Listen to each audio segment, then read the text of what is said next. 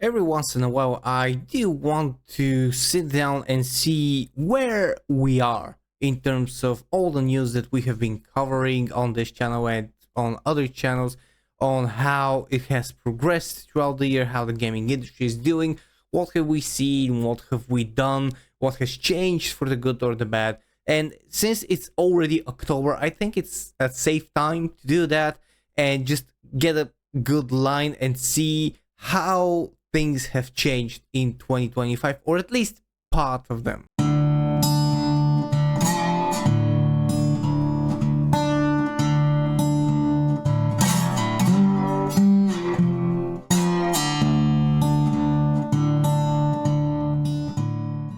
Greetings, ladies and gents, my name is Hyozo the Bearded Balkan Blabbermouth, and today I'm going to be doing kind of a different video that I actually think I will be trying to make it a trend every once in a while, that I just want to explore what we have done and how the gaming industry that we have now has changed or it's changing. And 2025 is a good year to do that video because we have had a lot of turbulent stuff happening. We've had a lot of positive things happening that I didn't think we'll see, and we have had some not so positive that were sadly expected.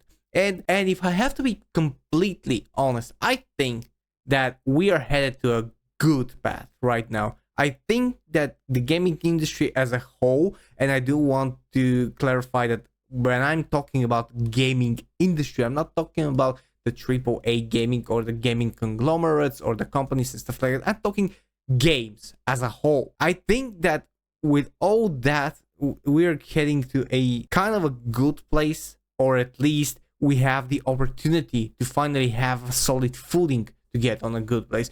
2025 was a year that saw a lot of changes and a lot of surprises that turned it upside down, if I can explain myself that. We have had Cleric Obscure Expedition 33 coming out, taking the whole world by storm, and now getting recognitions left and right. And what you're seeing this is from just a little while ago today. They have found that they're shortlisted for 6 awards at the Golden Joysticks: Best Soundtrack, Best Storytelling, Best Visual Design, Jennifer English, Best Lead Performer, Ben Starr, Best Supporting Performer, and Soundfile Interactive as Studio of the Year.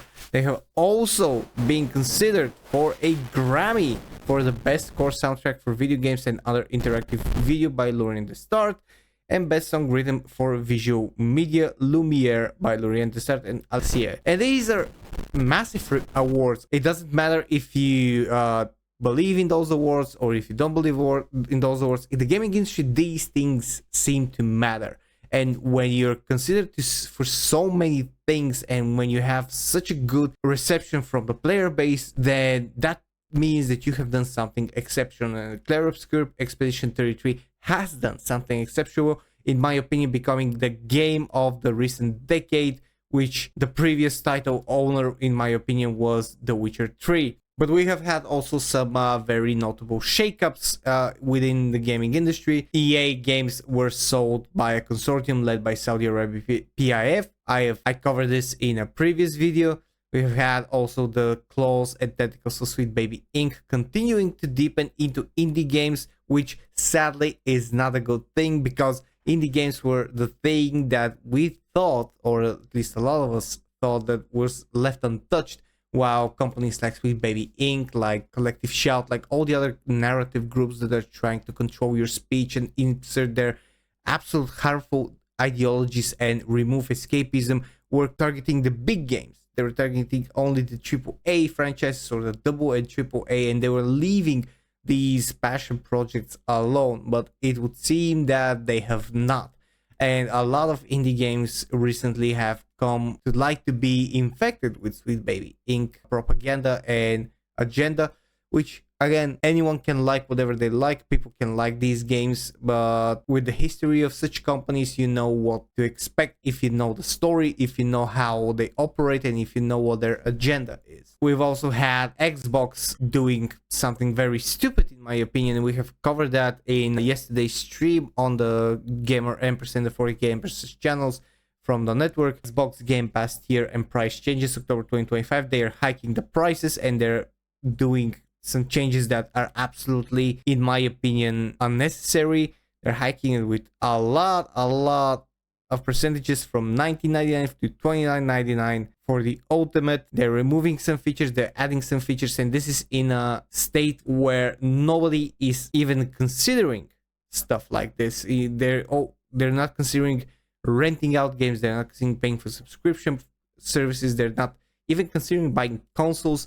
But again, big companies are like that and they're very slow to maneuver. I have said that a lot of times in the past. And all these things and many more are bringing gaming into a sort of a crossroad, because this year we have had great games. I'm not talking about Expedition 33 so I'm talking about Silksong, Tainted Grail, The Fall of Avalon, Kazan, Atomic Heart, Split Fiction. All of these games that have come out this year and continue to come out even throughout until December. There are going to be some, in my opinion, great additions that are highly anticipated, remakes, remasters, new additions. They're slowly but surely, in my opinion, revitalizing the gaming and bringing it closer to what it used to be, pure enjoyment and escapism for the minds and hearts of gamers. However, we also have the other stuff that are still happening and they're getting stronger and stronger and stronger. And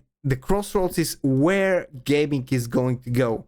Will we continue to see it on this crossroad and not taking a specific road, or will it finally go one way or another? And I think that if not this year, then maybe next year, gaming is finally going to swerve into one of the roads, and I do think it's going to be the right road, because for years now, gamers that are gamers, streamers, have talked against the desecration of games, the mutilation of beloved franchises, and they have succeeded in ways that nobody thought that they would succeed. They have managed to promote games that usually would not have been promoted so much and would not have made it so far, thus propelling a studio to becoming even better. They have exposed a lot of vile propaganda from other studios, as most recently from Sucker Punch Studios with Ghost of Yote and their Antifa lead actress. Again, something that I have talked in several previous videos before. They have exposed a lot of background information that has been happening without our knowledge,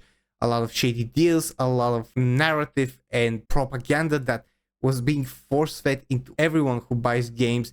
The, in my opinion, unwarranted and potentially unlawful, again, in my opinion, hiking of prices of games, the push to make everything more expensive and a bigger slop. All of this while showcasing proper games, passion projects, and good studios that do have the gamers in mind, have tilted the scales into what the public and what the consumers can do. It has given a voice to people like me, to people like you, to everyone who buys games, who opens their wallets and basically gives their money to the company, expecting to be entertained properly for the amount of money that they pay. And tilting those scales have pushed some positive changes and has exposed a lot of the negativity and a lot of the slop that has been fed to us throughout all these years. So if this continues, I think that gaming will finally, one way or another, heal. And it all depends on us keeping the conversation open, keeping everything alive, keeping videos being pumped out on YouTube, and keeping people informed, showcasing evidence, showcasing the receipts, and not letting things slip through the cracks. That's what all those channels out there are for. That's what I want to be, and just provide you with the information, provide you with my honest view of things, and just give you my opinion. And hopefully more and more people will come and we can discuss and we can have that conversation, and we can get people to look a little bit more critically and pretty much bring gaming to what it was before, or at least as close as possible, because I don't think we can get gaming to what it was 20 years ago or even 30 years ago, but I think that we can get pretty close, and we can actually build upon with new and exciting stuff that can be happening. But it all depends on us, in my opinion. It all depends on what we do, on how we do it, on not giving up, and on being active in trying to protect good games and exposing the propaganda, exposing vile things that want to suck out your money and give you nothing in return, or indoctrinate you into a morally derelict lifestyle and get you away from what you would normally consider healthy for you and relaxing for you, just get you more agitated. That's my opinion.